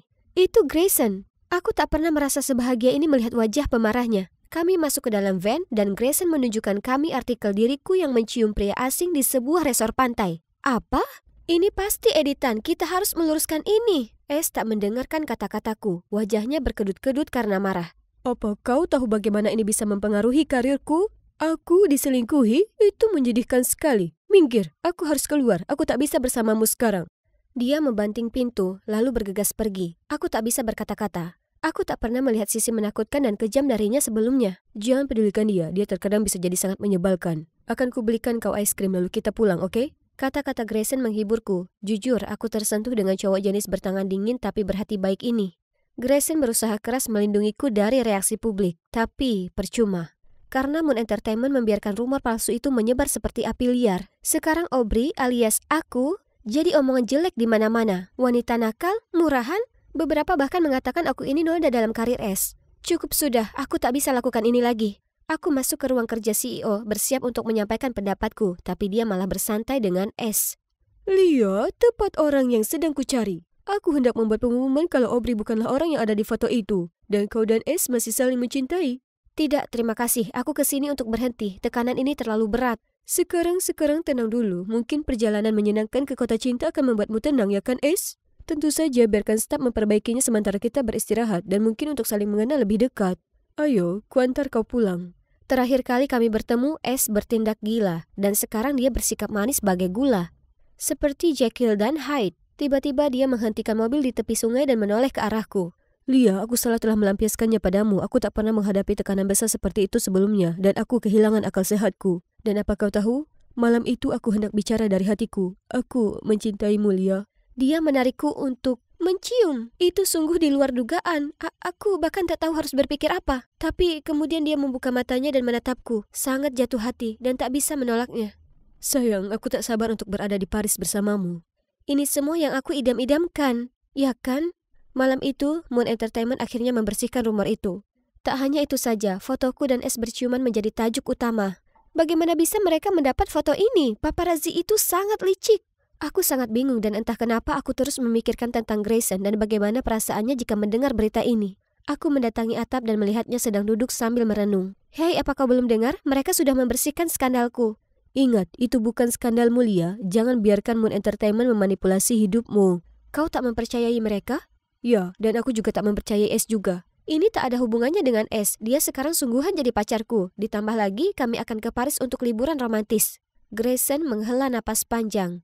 Kurasa dia hanya berusaha melindungiku dari perusahaan, tapi dia tak perlu melindungiku dari S, ya kan? Dia masih tetap pergi bersama kami ke Paris dan tetap berada di latar belakang dengan wajahnya yang sedingin batu. Aku menikmati momen ini dengan S, dan saat kami jalan-jalan bersama, sekelompok penggemar menyadari kehadirannya dan mengerubungi kami. Salah satunya bahkan menahannya, menangis seperti orang gila. Ace, apa kau tak merindukanku? Kau janji. Apa yang kau bicarakan? Tinggalkan aku sendiri. Dia mendorong gadis itu ke samping lalu keluar dari kerumunan. Aku berusaha mengikutinya tapi ada tangan yang tiba-tiba meraih tanganku. Seorang gadis yang menutupi wajahnya di balik masker dan sepasang kacamata hitam. Dia menyelipkan USB ke tanganku dan berkata, "Rahasia paling kelam S ada di dalam sini." Kau menakutiku, apa maumu? Gadis itu berusaha menjawab tapi Grayson menyela di antara kami dan menarikku pergi. Kami berlari dan terus berlari di bawah terik matahari musim semi di Paris.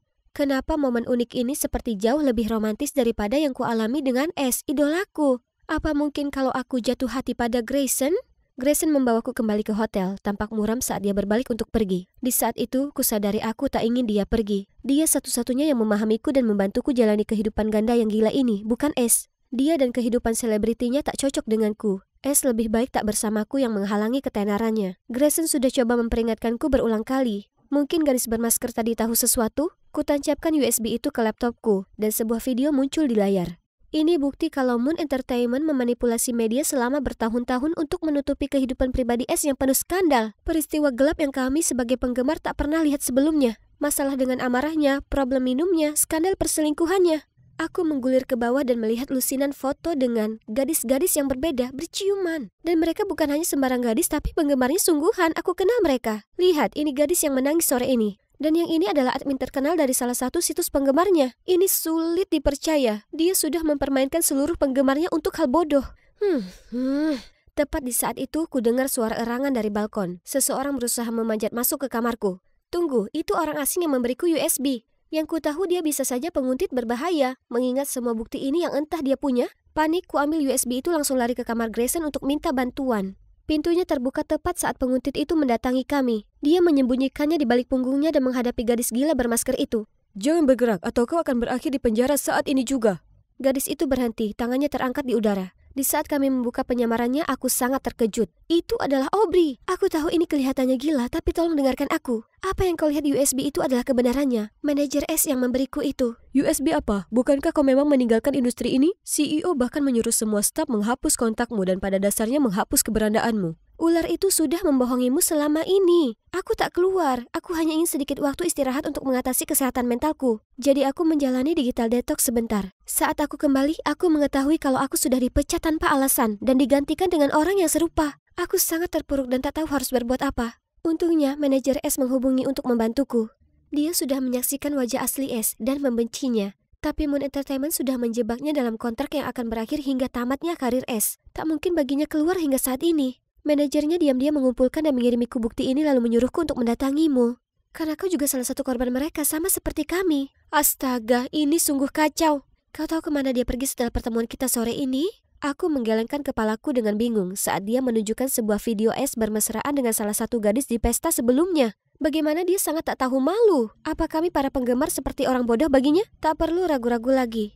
Aku akan jatuhkan si brengsek ini atas nama para penggemarnya yang setia. Aku terus berperan menjadi pacar S baik di dalam film maupun di dunia nyata. Sementara Aubrey memakai identitasku untuk mencari pekerjaan paruh waktu sebagai staf monitor di Badan Penyiaran Nasional yang mengatur Movie Sensation Award tahun ini. Tak mungkin S tak akan datang karena dia dinominasikan sebagai pemeran utama pria terbaik. Pria malang, dia tak tahu apa yang disiapkan untuknya. Dan itu si Aubrey dengan bantuan Grayson bahkan tak ada yang memperhatikan kalau kami sudah bertukar tempat lagi. Aku juga berhasil dapatkan untuk Aubrey posisi host penghargaan tahun ini. Sekarang silakan duduk karena pertunjukan telah dimulai. Dan pemeran utama pria terbaik jatuh kepada S. S yang klasik memainkan aksi terkejut dan emosionalnya saat naik ke atas panggung. Saya ingin berterima kasih kepada para penggemar atas dukungannya. Saya bukan siapa-siapa tanpa mereka. Yang benar saja, sekarang mic mati, lampu mati. Inilah acara puncak malam ini. Wajah asli S sebagai penipu wanita. Semua orang terkesiap dan mulai berbisik-bisik. Kusorotkan lampu ke arah penonton dan seorang gadis berdiri. Aku salah satu gadis di foto itu. Dia bilang ke semua gadis kalau dia dan Aubrey hanya berakting untuk publisitas. Jadi kami mau berkencan dengannya diam-diam. Aku pernah jadi fotografernya dan dia berteriak-teriak padaku 20 menit karena aku tak mendapatkan sudut yang bagus. Aku seorang bartender di bar yang sering dikunjunginya, di mana dia sering mabuk, memukul gadis, dan mulai berkelahi dengan orang asing setiap hari. Para penonton mulai mencemooh dan melempari S. Hal terbaiknya adalah seluruh peristiwa ini disiarkan secara langsung ke seluruh dunia. Dapat dikatakan bahwa tak akan ada lagi yang akan tertipu oleh si brengsek ini, yang artinya pekerjaanku di sini selesai. Aku keluar dan melihat paparazzi dan para penggemar mengurumuni Aubrey. Ia menanganinya dengan anggun dan terlihat mudah. Pusat perhatian bukan untukku dan itu tidak masalah. Aku senang bisa kembali jadi gadis normal yang tak perlu peduli dengan opini publik. Bagian terbaiknya aku bisa kencan dengan pacar manajer idolaku di sebelah sana. Aku punya ide makan malam rumahan lezat untuk merayakan rencana kami yang sukses. Dan juga 1 bulan hari jadi kami. Bagaimana menurut kalian?